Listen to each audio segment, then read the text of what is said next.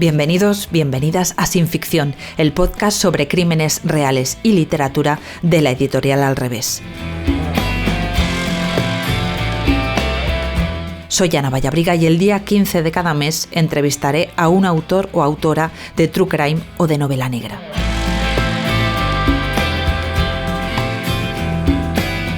Sin Ficción es la colección de libros de Al Revés que aborda crímenes reales escritos por periodistas y criminólogos. Está dirigida por la periodista y escritora Marta Robles. Tenéis más información en alreveseditorial.com.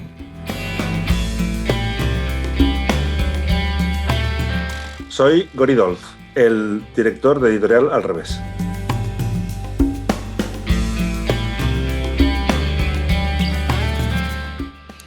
¿Qué tal, Gori? ¿Cómo estás? Pues aquí estamos, vamos bien, siguiendo de viernes, o sea que bueno, con un fin de semana por delante y las fiestas y el fin de año y un poco analizar y revisar y bueno, mirar atrás a este año, a cómo ha funcionado, a cómo ha ido y con la vista puesta en el año que viene, ya. Bueno, veo que estás con muchas ideas en la cabeza, has entrado arrollando. Y fíjate que estaba revisando el podcast y digo, ostras, llevamos ya 4 años con el podcast, 5ª temporada, y es la primera vez que te entrevisto. Sí, nunca me llamas, nunca me quieres entrevistar. Es más, esta entrevista la hacemos porque te he pedido yo que me entrevistes, que conste. Bueno, me estás dejando fatal para empezar, pero bueno. No, la verdad es que siempre he pensado, y eso lo quiero decir aquí y lo reitero siempre a todo el mundo, el papel del editor no es el de estar generalmente en primera línea. Nosotros somos editores y los que tienen que hablar, los que tienen que estar en los programas de radio, los que tienen que hablar de sus contenidos, sobre todo son los autores. Eso es una creencia que tengo, que el editor tiene que estar en la sombra. Es una figura compleja en que tomamos muchas decisiones que afectan a nuestros escritores y nuestras escritoras, pero debemos permanecer en la retaguardia. En el frente tienen que estar los autores. Ellos son los que tienen que hablar de sus libros, de sus contenidos, del porqué de lo que escriben y pienso que el papel del editor es el de estar detrás, apoyando a los autores y trabajando con ellos, pero no es nuestro papel el de hacernos famosos o hablar de lo que es la literatura y todas estas cosas. Creo que en algunos casos algunos editores se exceden en ese papel. Que es una visión muy, muy personal mía de cuál es el papel del editor. Y por eso en ningún momento hasta ahora hemos hablado. Hoy estamos hablando por muchas razones, que ya iremos abordando a medida que avanza el podcast. Pero por lo general, el editor debe hablar con los autores y no con la prensa, para entendernos. Con la prensa hablan los autores, los que han escrito los libros, ¿no? Los que tienen que promocionarlos, sí. Pero mira, me llama la atención porque es verdad que a la hora de ser autor, ¿no? Pues tú le preguntas a un escritor y te dirá, pues de pequeño leía mucho, siempre me ha interesado, o tengo una historia que contar, o lo que sea. Pero me llama la atención cómo alguien llega a ser editor. Pues mira, a mí también. Y la verdad es que no es una profesión para la que trabajé, ni estudié, ni me planteé nunca serlo. Y es más, la figura del editor de hoy en día quizá ha sufrido algunos cambios, ¿no? En respecto a lo que era el editor antiguamente. Por eso yo, la verdad, y no lo he dicho al principio, pero en la firma de mi correo no pone editor o director, o pone publisher, porque yo lo que hago es publicar libros. La figura del editor, digamos, tradicional, la que me gustaría que existiera más, es la figura de aquella persona que trabaja los textos, trabaja los textos con los autores. Y luego aparece la figura del publisher. En inglés se utiliza mucho, en el mundo anglosajón es una figura muy utilizada, que vendría a ser yo, que soy el que decide que este libro se publica y hago el esfuerzo, digamos, para ponerlo en términos que lo entienda todo el mundo, económicos, ¿no? Yo soy el que pone la pasta, el que pone el dinero para que ese libro se publique. Entonces yo soy el publisher. El editor tradicional Desafortunadamente, en los tiempos que corren, pues está un poco, pues no diré en decadencia, sino en el olvido más que en decadencia, porque hay editores de verdad que trabajan los textos. Y es más, en Al Revés tenemos una editora, se llama Mercedes Castro, y es la editora de la editorial, la persona que en algunos textos, no en todos, quizá, es verdad que no es en todos, pero en los textos que lo necesitan, en algunos libros, trabaja con los autores para mejorar el estilo, para mejorar el contenido, para mejorar, obviamente, lo que es la redacción. Esa es la figura del editor. Así que, como aquí la figura del publisher no se conoce tanto o no se utiliza tanto, siempre digo que soy el director de la editorial porque es verdad que también en algún caso me he dedicado a editar algún título, algún texto, pero considero que mi papel es más el de tengo más el olfato, quizá el olfato de, mira, esto creo que va por lo que queremos publicar o esto es algo que me parece interesante o este libro, obviamente cuando leo un autor como, por ejemplo, cuando me llegó el primer manuscrito de Alexis Ravelo, enseguida dije, coño, esto es un autor, esto no es una novela, esto aquí detrás de este texto, de esta novela, hay un autor, claramente, ¿no? Ese olfato, obviamente, lo tengo. ¿Y cómo lo tengo? Pues no lo sé. Yo creo que la figura del editor, en mi caso, viene un poco marcado por el historial familiar. Mi madre fue una agente literaria pues, de mucho renombre. Su agencia, la agencia literaria Antonia Kerrigan, pues es una agencia, aún a día de hoy, pues con mucho prestigio. Aparte de mi madre, pues ya mi abuelo se había dedicado en su momento, había sido el traductor, fue el traductor de todas las obras de Unamuno al inglés, entre otras, de algunos libros de Camilo José Cela, también tradujo mi abuelo al inglés. En fin, fue un traductor de grandes autores de la literatura española al inglés y, bueno, obviamente pues la tradición familiar dentro del mundo del libro existe y yo creo que eso pues ha influido en que yo acabara eh, trabajando de esto. También hay una cosa, yo no había trabajado en el sector editorial nunca. Yo me fui a estudiar a Estados Unidos a los 18 años, trabajé en muchas cosas, no voy a entrar en ello. Pero cuando volví a Barcelona, en el 2007, volví para trabajar en un sello editorial que se había fundado ese mismo año y entré a trabajar en el sector editorial. Y el sector editorial es vicioso, te vicia. Una vez trabajas en este mundo, pues parece que salir de él es muy difícil, ¿no? Porque gusta, te dedicas a vender libros, no te dedicas a vender clavos ni tornillos, ¿no? Que pues todo el respeto a la gente que hace eso, pero es un sector que te crea pues una atracción, te crea pues, ¿cómo lo diría? Te atrae mucho y te atrapa. Y resulta muy difícil salir de él, la verdad. Entonces, una vez entras, como que ya no hay escapatoria. Aquí te hemos pillado y pillado estás. No sé si te he respondido a la pregunta, aparte de la tuya, me he metido en otros 100 Sí, no, fregados, no, muy pero bueno, hoy, interesante. hoy me voy a meter en muchos fregados, ya lo Hoy te aviso. vas vale. Yo creo que el sector editorial también tiene ese punto, ¿no? De un poco de ese de máquina tragaperras a veces, ¿no? He usado una comparación muy horrible, quizá, No, no, pero no, es no, para no nada, para nada. sabes qué va a triunfar, ¿no? Y haces tus Ana, apuestas. Ana, mi madre decía que los editores, todos los que trabajamos en este mundo, somos ludópatas. Ludópatas de este sector. Es increíble porque has dicho de lo tragaperras y es que antes lo quería mencionar. Ludópatas. ¿Y por qué somos ludópatas? Porque fíjate que yo, para todos los libros que publico, creo que van a ser un gran éxito. No puedo publicar un libro pensando esto lo publico porque sí. No. De todos ellos, pienso que con este vamos a triunfar. Con este, verás tú, vamos a conseguir esos 10.000 lectores que andamos buscando. Es como si apostáramos, en el fondo. ¿Por qué? Porque el mundo del sector editorial, el mundo editorial, somos un mundo de oferta. Nosotros ofertamos un producto que nadie espera. Yo publico un libro de un autor y digo, mundo, os presento a Pepito de los Palotes, con esta novela que yo, porque soy yo y os digo que es muy buena. Y el mundo responde o no responde. Generalmente no responde. Pero la apuesta está hecha.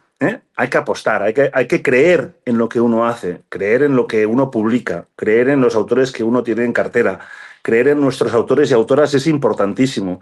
Saber lo que o intentar saber lo que estás haciendo, ¿no? Entonces, sí, lo de la tragaperras en realidad es una analogía perfecta, la perfecta analogía. Somos ludópatas y por cada libro que publicamos tenemos unas expectativas que generalmente con el tiempo uno va aprendiendo estas cosas y las expectativas se van moderando y van siendo más realistas. Pero uno cuando entra a formar parte de un equipo editorial, ya sea propio o sea en una gran casa o en un grupo editorial grande o en una editorial mediana, es igual. Cada libro que uno edita, pues lo edita con la esperanza de que ya vas a ver cómo la gente te va a leer y se va a dar cuenta de lo bueno que eres, ¿no? Mm, Tienes una experiencia ya no solo por todos los años que llevas con Al Revés, sino por toda tu experiencia vital, como comentabas, en que tienes, yo creo que una visión bastante amplia para lo joven que eres, Joven, de muy cómo, joven. bueno, eres muy joven, Gori, de toda la evolución que ha habido en los últimos años del sector editorial. ¿Cómo valorarías el cambio? ¿Cómo era antes y cómo es ahora? A ver, ¿cómo era antes de que yo entrara? Lo conozco menos, pero uno se le puede imaginar. ¿Cómo ha sido el sector editorial antes de los ordenadores y de Internet? Era un mundo, el mundo de los libros era una cosa. ¿Por qué? Porque hasta que no aparece el ordenador, facilita la escritura de libros.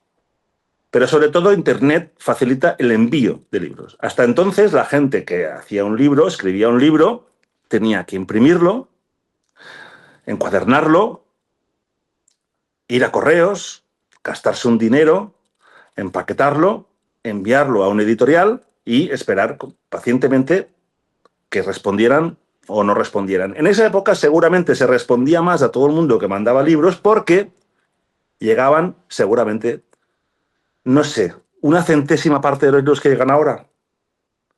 Ahora, cualquier persona, ya no hablo de inteligencia artificial, porque esto ya sería el próximo paso, pero hasta ahora, hasta estos recientemente, escribir un libro ha resultado una tarea mucho más fácil. Hay ordenadores, Internet te permite mandar tu libro una vez escrito a el número que quieras de editoriales en segundos, no te cuesta un duro y el editor se ve desbordado literalmente y con la imposibilidad de responder a todo el mundo. Es más, ahora en nuestra política, y se lo digo a la gente que nos llama y me encuentra en la oficina de casualidad y habla conmigo, le digo, mira, si nos gusta, te contactaremos. Si no te contactamos es que no hemos decidido no tirar adelante con el proyecto o lo hemos, digamos, desechado como posibilidad de publicación.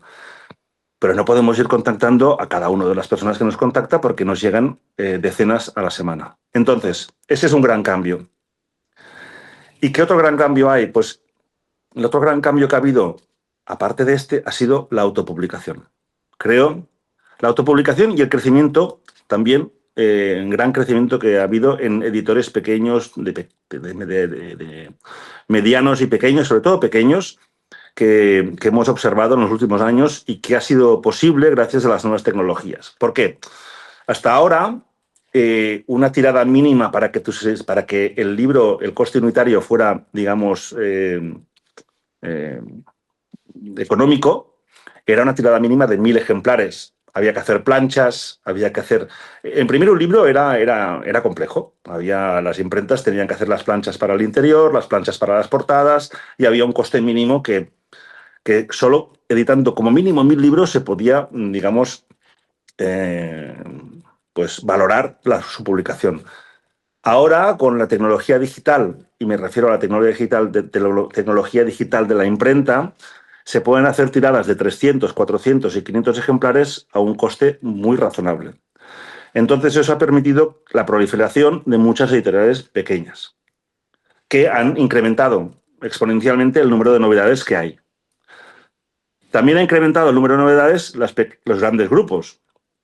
Y finalmente, pues las novedades se han incrementado exponencialmente con la autoedición. Y no solo la autoedición en papel, sino la autoedición también en formato digital a través de plataformas, básicamente Amazon.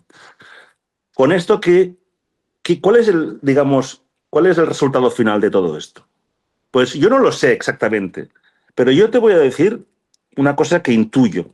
Y esto es lo que intuyo. Es una intuición, no tengo datos económicos ni datos que me lo puedan demostrar, pero intuyo que en los últimos 15 años se habrán publicado tantas novelas, de ficción sobre todo, me refiero, como en los 50 años anteriores, o 60, o 70, no lo sé, pero mucho. O sea, el número de novelas que se han publicado, ya sea autoeditadas, editadas por pequeños editoriales o medianas o grandes, el incremento de novelas es una, una es absurdo, es absurdo y es inabarcable para el público para leerlas. Entonces, ¿cómo ha cambiado? Para mí el principal cambio que hay es ese. Y el otro cambio muy importante ha sido la desprofesionalización del sector. ¿Y por qué? Porque maquetar un libro antes requería de unos profesionales. Maquetar un libro ahora con InDesign prácticamente lo puede hacer un niño de 10 años. Las correcciones. Antes había que corregir con mucho ojo. Ahora es verdad que el Word te puede llevar a errores, pero realmente el libro ya no tiene esos grandes errores, digamos, tipográficos, ¿no?, que había antes, que había que corregir antes de manera profesional. Ahora, la profesionalización del corrector, del ilustrador, del maquetador, y no me quedo ahí, del editor, del impresor, todo se ha desprofesionalizado. Ya no es un gremio de profesionales del sector, porque mucha gente puede entrar a maquetar libros, puede entrar a corregir, porque todos sabemos leer, y mucha gente puede entrar a ilustrar porque tiene herramientas que no son sus propias manos, sino que es un ordenador, y todo el mundo...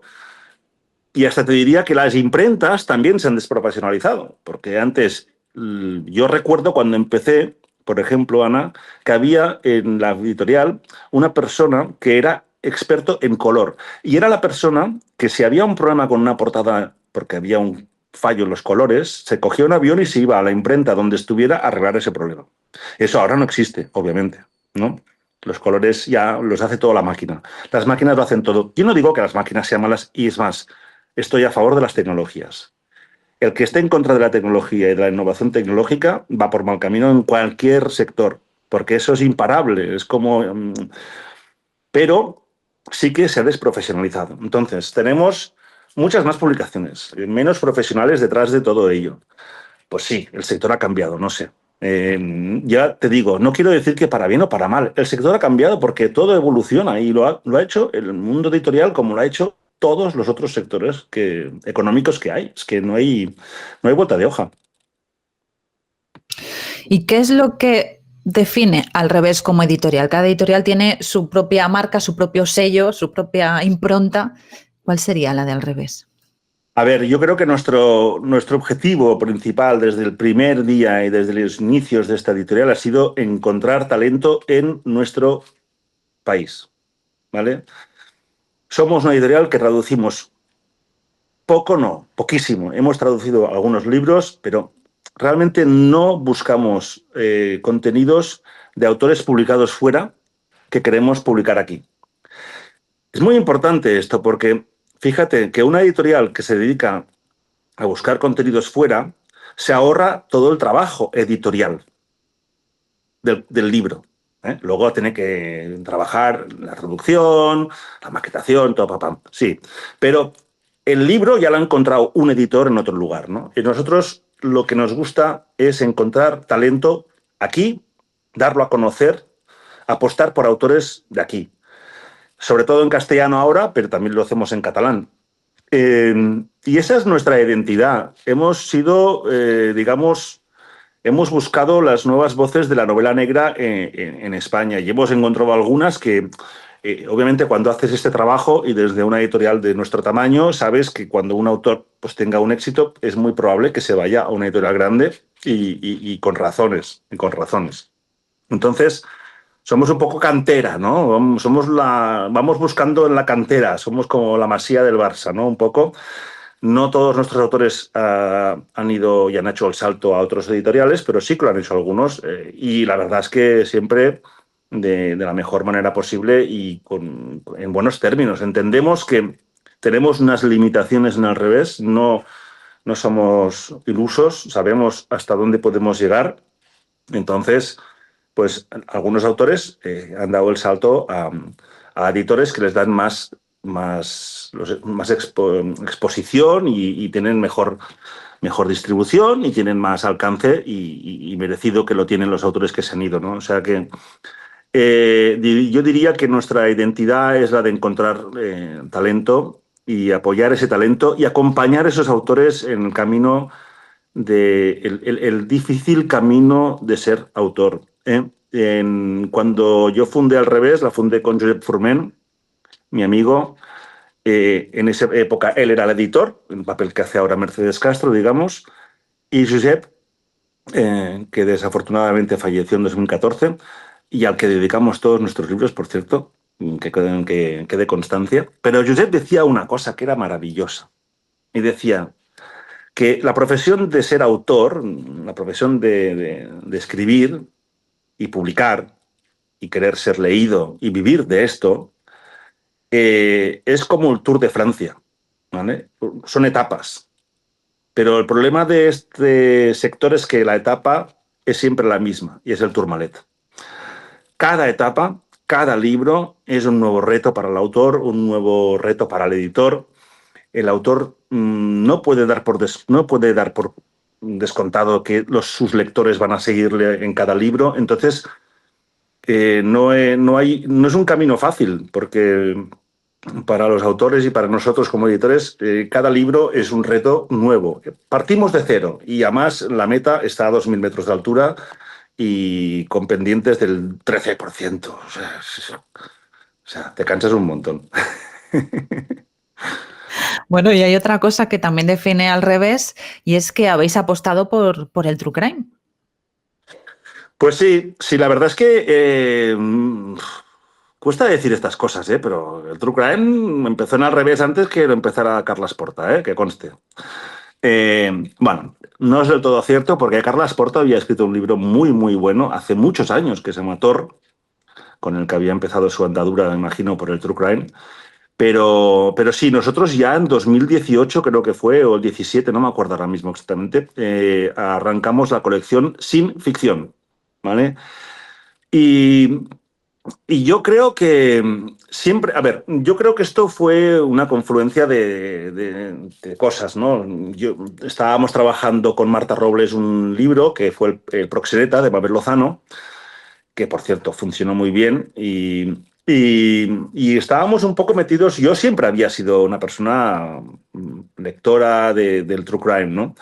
Y sobre todo de documentales. Me gustaba el True Crime. Me gusta el True Crime, creo que es un género, como género literario es muy interesante, pero sobre todo me interesa un poco la psicología del cómo, por qué, cuándo y quién, sí, pero y todo lo demás, ¿no? Porque el cómo, por qué, cuándo y quién es resolver un crimen.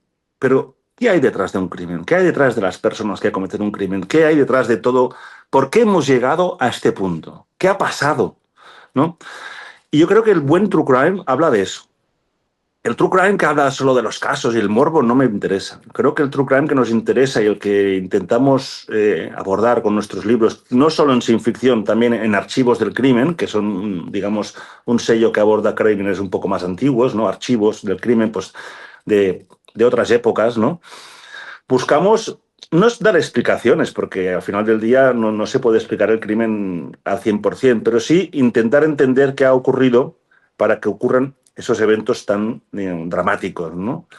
Entonces, con Marta Robles trabajando el Proxeneta, con mi interés por el género, pues se nos ocurrió y dijimos, oye, vamos a crear una colección dedicada a los crímenes reales contemporáneos y creamos Sin Ficción.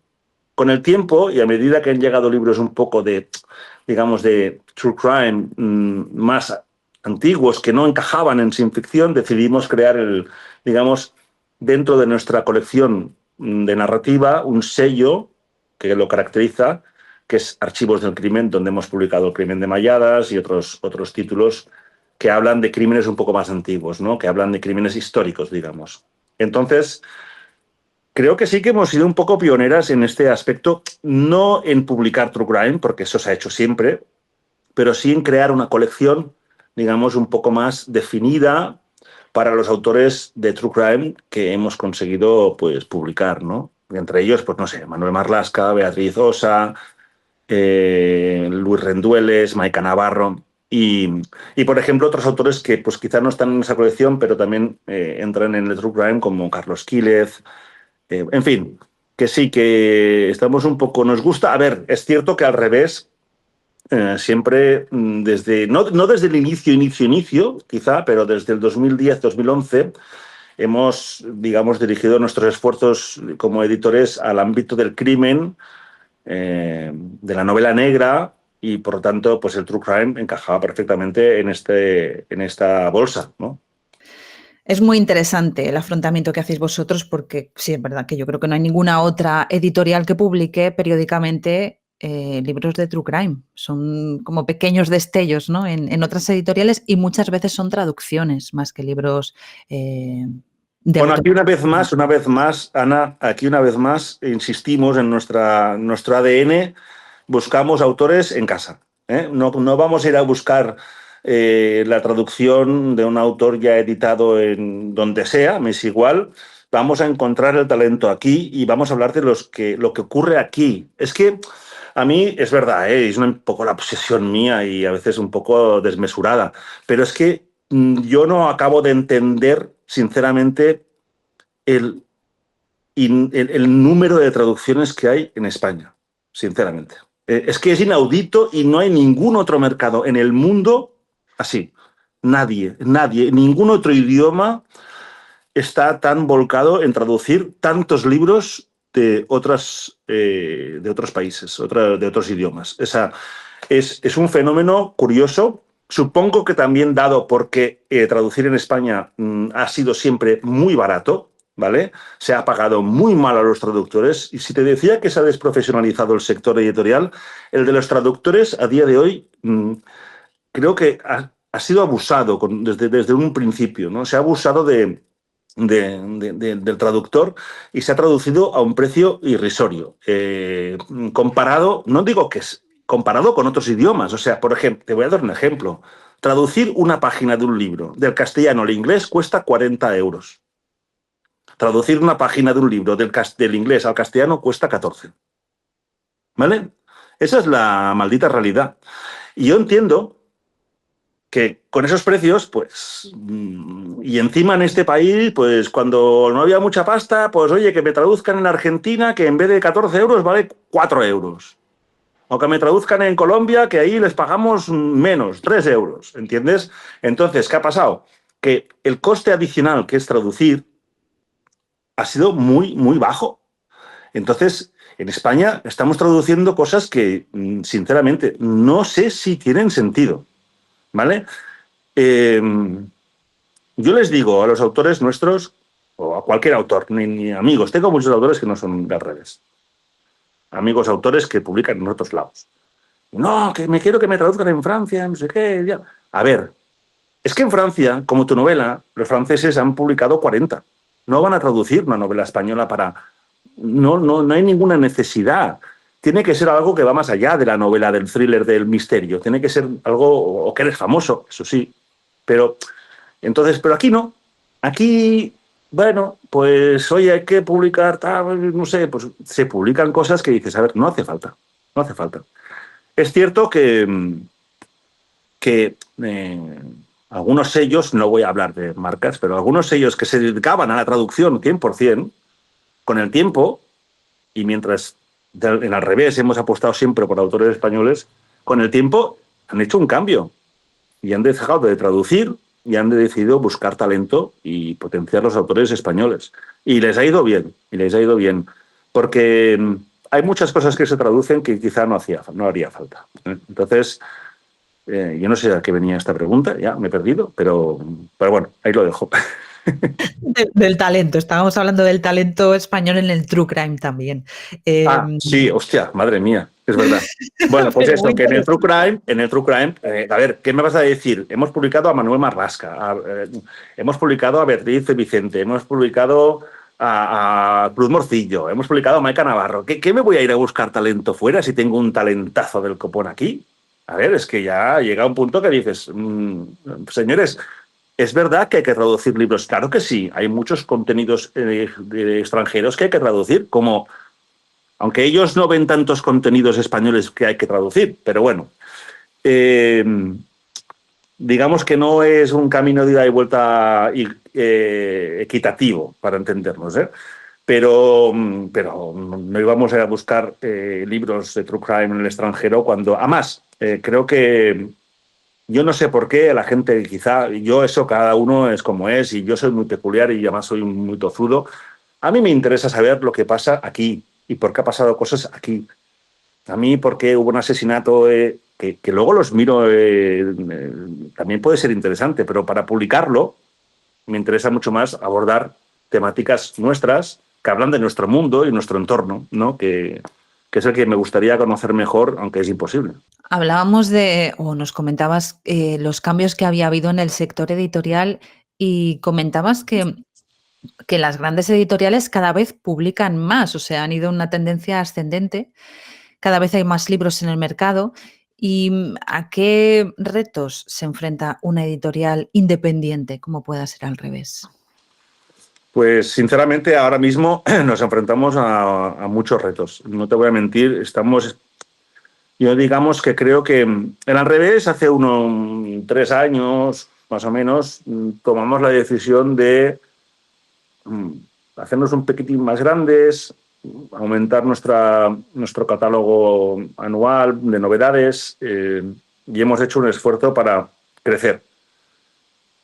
Pero la verdad es que este esfuerzo creo que ha sido en vano. Ha sido porque fíjate, y hablaremos más tarde quizá de esto, pero vamos a volver hacia atrás un poquitín, vamos a reducir novedades y vamos a concentrarnos un poco más en cada libro, trabajar mejor y más cada libro y no dispersarnos tanto, ¿no? Yo creo que los grandes grupos han aumentado considerablemente sus novedades, pero eso también, sin lugar a dudas, les lleva a la dispersión, porque yo no lo sé tampoco, hablo un poco por intuición, no puedo, no tengo las cifras y la verdad es que soy muy poco dado a mirar las cifras del sector editorial porque a veces me parecen que son un poco engañosas. Eso como que la gente dice que, no sé, que vi alguna estadística esta, los españoles leen 7 libros al año. Joder, pues no sé qué libros leerán. Eh, Hay estadísticas que me parecen un poco difíciles de asumir, pero digamos, la intuición me lleva a pensar que sí, que hay un incremento importante de novedades y sobre todo el género negro, que es verdad que se ha puesto de moda y sigue de moda, ¿no? Pero claro, el género negro ahora, pues, digamos que ha asumido muchos géneros, ¿no? El género negro, pues el thriller dentro del género negro, el thriller fantástico, el thriller de terror, el género romantinoir, el fantasy noir, madre mía, que yo siempre he sido un defensor, de que el género negro es muy amplio, es verdad, es muy amplio. Puede incluir muchas variables, pero, pero claro, a medida que se ha ampliado, pues parece que negro es todo. ¿Hay un muerto? Es negro. No, hay libros que hay un muerto y no es una novela negra, coño, a ver. Pero bueno, en fin.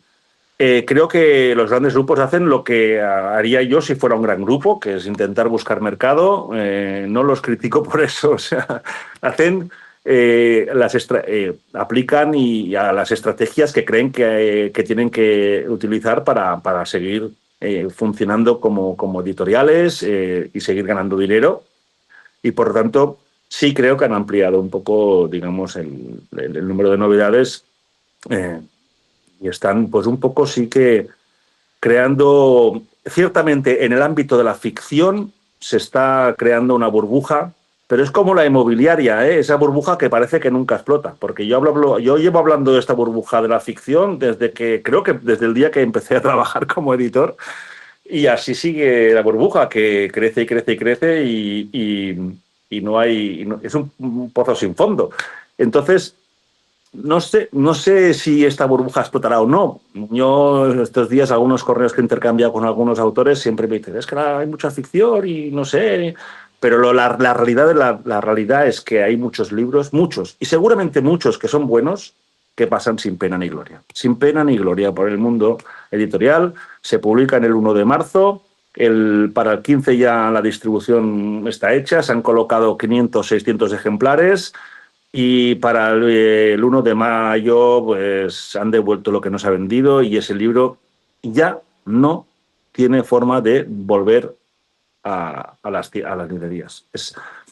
Es un sector muy cruel, muy cruel. Para los autores es muy cruel porque un autor le ha puesto, una autora, le ha puesto mucho esfuerzo, un trabajo, le ha dedicado muchas horas a una novela, la ha editado con ilusión, con su editor, seguramente el editor le ha puesto mucha ilusión también, porque el editor no puede encargarse de decirle, cuidado, no va a estar todo el día haciendo nada. Esto es muy difícil, no hay que tenerlo en cuenta. No, el editor pues pone de su parte y pone la parte ilusionante de que va a salir a la venta, sale a la venta y generalmente en el 99,9% de las novelas pues no pasa nada. No pasa nada. Se vende en el género negro tenemos la fortuna de que hay muchos festivales. Si el editor consigue que el autor participe en festivales, pues hay una cierta, digamos, dinámica que da un poco de alegría a los autores y las ventas son las que son al final, ¿no? Entonces, pues resulta muy complejo volver a escribir para un autor, imagino a veces, ¿no? Pues decir, ¿para qué? ¿No? ¿Para qué? Pero yo creo que los autores de verdad pues están escribiendo siempre porque es un poco pues es lo que les sale del alma, ¿no? Entonces lo decía antes lo del Tourmalet porque el Tourmalet es una etapa del Tour de Francia muy muy cansino, ¿no? Entonces escribir, publicar y volver a escribir y volver a publicar pues es el trabajo que hay que hacer. La ficción ahora mismo, pues sí, yo no diré que no. Creo que estamos desbordados con la ficción. Por eso, ya lo saco ahora para que ya no me tengas que hacer la pregunta. Por eso, en Al Revés, vamos a intentar dedicar una mayor parte de nuestro tiempo a la no ficción. A la no ficción, al ensayo, ya sea siempre, digamos, en torno al género negrocriminal, ¿no? Porque es un poco por lo que nos conocen. Ya ahora cambiar, digamos, de identidad es como muy difícil, ¿no? Y además nos gusta también, o sea, no nos engañemos, pero vamos a dar una mayor importancia a eso que es los casos reales, novelas basadas en hechos reales. ¿Por qué? Primero, porque desde el punto de vista comunicativo con la prensa funcionan mucho mejor. A la prensa le gusta hablar de algo que ha ocurrido. Un ejemplo, ¿no? De lo que ha ocurrido que da a pie a pues, una novela o a un libro de no ficción. ¿Y por qué será eso? Pues yo creo que porque a la audiencia le debe gustar más, sinceramente, ¿no? Así que la no ficción nos da más alegrías en el ámbito de la prensa, de la comunicación de prensa, radio, televisión, no la incluyo, pero bueno, podría ser radio, periódicos, prensa. Y por otro lado, porque la no ficción, a pesar de tener pues un lanzamiento menor, quizá, pues tiene más durabilidad. Son libros que quedan en las estanterías de las librerías, la gente muestra interés digamos, hay menos, el lanzamiento no es tan espectacular, pero a la larga funcionan mejor. Por ejemplo, los libros de sin ficción nuestros, todos ellos tienen una venta anual muy, muy respetable. Anualmente gente que se entera de la colección, se entera de un caso, busca el caso. Hostia, hay un libro sobre este caso. Oh, pues mira, me lo voy a comprar. Tal. Genera, digamos, un mejor largo... Son libros de largo recorrido, que llamo yo, ¿no? Como contenidos que tienen más durabilidad. Entonces, claro, un libro sobre el crimen de Malladas, que ya ha sobrevivido más de 100 años como crimen, pues imagínate como libro, ¿no? Le quedan 100 años más, ¿no? O sea, esas son las dos razones y porque nos gustan mucho, que conste. A mí me gusta mucho, digamos, leer sobre cosas que han ocurrido y ver cómo las interpreta una persona que ha hecho un trabajo sobre eso. Es cierto que se publica menos no ficción que ficción por una razón muy sencilla, Ana. Porque la no ficción hay que hacer un trabajo previo. No es sentarse delante de un ordenador y decir, tengo una historia muy buena, la voy a contar. No, no, no, no, no, no, no. La no ficción requiere de un trabajo previo, de una investigación, de lecturas, de mucha investigación.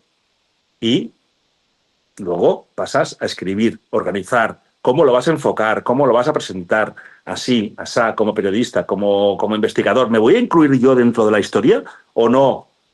Entonces, creo que la no ficción está demostrado que lo que nos llega de no ficción, ahí se nota un trabajo previo mucho más profundo que en muchas novelas de ficción que nos llegan. Entonces, hay menos gente escribiendo no ficción, por esa razón muy sencilla, Ana. Hay menos libros, hay menos contenidos y se pueden leer con más calma. Así que sí, estos son los dos cambios principales. Menos títulos para el 2026, pasaremos a 20 novedades de 27 que publicamos en 2025.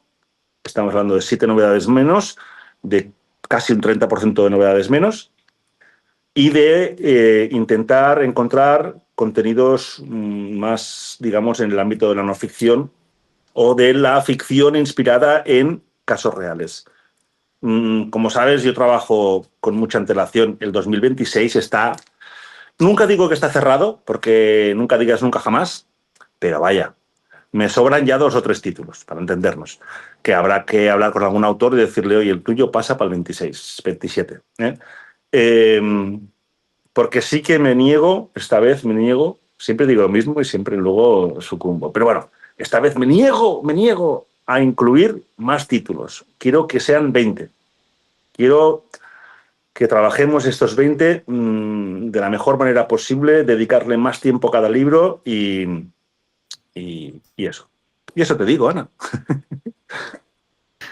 Bueno, pues ya sabemos un poco cuál es el futuro de la editorial y para terminar, ¿cuál es el futuro de este podcast? El futuro del podcast, Ana. El futuro del podcast es bueno. Yo creo que va a haber cambios también, un poco en la línea de lo que acabo de explicar, ¿no? Un poco de la línea de lo que hemos hablado justamente. El podcast que arrancamos hace 4 años y que estamos súper contentos, tenemos, dime si me equivoco, pero más de 10.000 suscriptores, ¿correcto? Correcto. Bueno, no lo vamos a cerrar. No sería un error. Creo que además fuimos no pioneros, no diré pioneros en esto, pero sí que fuimos de los que nos lanzamos y hicimos una apuesta por un podcast cuando pues era en esa época que estábamos en un proceso de crecimiento, como yo diría que no estamos decreciendo, estamos aplicando la teoría del menos es más, ¿vale? En todos los aspectos. Menos novedades es más para cada autor, es más para cada novela. En el caso del podcast, lo que hemos tomado la decisión, y la hemos hecho consensuada, no me digas que no ahora, porque vaya, voy a quedar fatal. Yo no digo nada. Sí, lo hemos hablado. La hemos consensuado un poco en dirigir el podcast otra vez más al ámbito de la no ficción. Concentrarnos en hacer el podcast a medida que tengamos contenidos de no ficción que nos den, que den al podcast sin ficción más sentido, ¿no? Creo que además hemos observado que los podcasts de sin ficción que hemos dedicado a casos reales han funcionado mejor. Y es cierto que vamos a quitar esa periodicidad que tenía el podcast de cada 15 de mes saldrá el podcast, que es una de las cosas que nos decían siempre. Si haces un podcast tienes que tener una periodicidad porque si no la gente no se entera. Bueno, pues mira, lo siento mucho. Lo vamos a comunicar mucho por redes. El podcast no será periódico, pero se hará cuando hay libros que merecen un podcast. Como la programación de Al Revés va a tener más no ficción, el podcast no va a verse afectado tanto y va a seguir funcionando muy a menudo. Quizá no habrá 12 podcasts el año que viene. Seguramente no llegaremos a los 12 que hemos hecho este año, pero te puedo decir ya, Ana, que 6 seguro porque tengo ya cerrado mucha la programación, como te he dicho, pero serán más. El problema es que se nos acumulan a veces se acumulan novedades de no ficción en un periodo inicial y lo que vamos a intentar es repartir un poco el podcast a medida que vamos, aunque salgan todas las 2 novedades seguidas de no ficción, pues no hacer 2 podcasts seguidos en un mismo mes, sino pues hacer un podcast, irlo, digamos, expandiendo en el tiempo para que el podcast no se quede en silencio durante 2 meses y medio o 3 meses, ¿no? No podemos hacer eso. Pero bueno, eso ya entre tú y yo seguro que buscaremos las soluciones adecuadas para que el podcast siga funcionando y los contenidos sean de más interés quizá para nuestros oyentes, ¿no? Que era un poco lo que estábamos observando. Y además contamos contigo, obviamente, para este proyecto, como siempre, contigo para esto y para muchas cosas más, porque nos ayudas en muchos ámbitos, así que no te vayas lejos. No, yo sigo aquí. Muy bien, Gori. Oye, pues una charla estupenda, yo creo, ¿eh? No hemos hablado de True Crime en sí, pero sí del sector editorial, que yo creo que es un tema que ahora está bastante sobre la mesa y que tú dices que el editor tiene que estar en un plano secundario, pero yo creo que también es interesante, ¿no? ¿Editor o publisher? Bueno, yo creo que sí, que lo que dices tú, el editor tiene que dar la cara de vez en cuando. Creo que, como tú comentas, es un momento, no lo sé si es de transición o no. Siempre hablamos de que es un momento de transición, y parece que la transición no se acaba nunca, casi como la transición de la democracia española. Pero bueno, sí que me apetecía y te lo pedí a ti personalmente, hacer este podcast en un momento de cambios para al revés, de cambios para nosotros, que, repito, son cambios que buscan mejorar, disminuyendo quizá las novedades y aplicando la teoría de menos es más, porque creo que es el camino a seguir, estoy convencido. Así que, muchas gracias, Ana. No, gracias a ti, Gori. Bueno, pues hasta aquí el podcast de hoy. Yo creo que ha sido de los más largos que hemos hecho, Gori. Madre mía, cómo me enrollo, en fin. No. Bueno, un poco sí, pero interesante. En todo caso, lo que sí podemos decir es que en enero o pronto o a principios de febrero habrá un podcast, porque ya en enero tenemos un libro, en febrero tenemos un libro muy interesante de criminología con un autor fantástico que se llama Antonio Sanz, al que este podcast le va a dedicar un programa lo tendrás que recortar, Ana, pero puede durar 5 horas, porque es que este hombre tiene una cantidad de información en la cabeza que es impresionante. Sí, ya lo tuvimos cuando hace unos meses estuvo y la verdad es que es increíble. Bueno, increíble, Antonio. Ana, Antonio Sanz lo conocí gracias a tu podcast. Yo le escuché hablando en nuestro podcast que haces tú, porque había participado en un libro, digamos, que era de multiautoridad, y dije, este chico hay que conocerlo mejor, y hablando con él vimos que había la posibilidad de hacer un libro, y por eso hemos hecho este libro diario de un criminólogo, que sinceramente creo que va a dar mucho de qué hablar, porque no solo está bien escrito, sino que aborda problemáticas y temáticas de mucha actualidad, y sobre todo una cosa, que él dice, ¿por qué no son los criminólogos los que opinan sobre criminología? ¿Por qué opinan gente que no sabe nada de este ámbito más que nosotros? Y reivindica la figura del criminólogo como alguien a quien hay que consultar a la hora de hacer leyes, bueno, muchas cosas. O sea que te espera una entrevista fantástica con él, y el libro te lo estamos mandando ya. Pues muy bien, Gori. Con esta recomendación a futuro nos quedamos y bueno, hasta aquí el podcast de hoy. Muchas gracias, Ana. Un besito. Gracias a ti.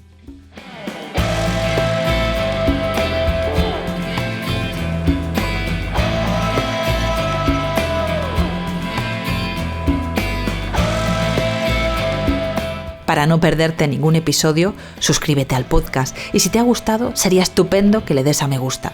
Gracias por escucharnos y por leernos.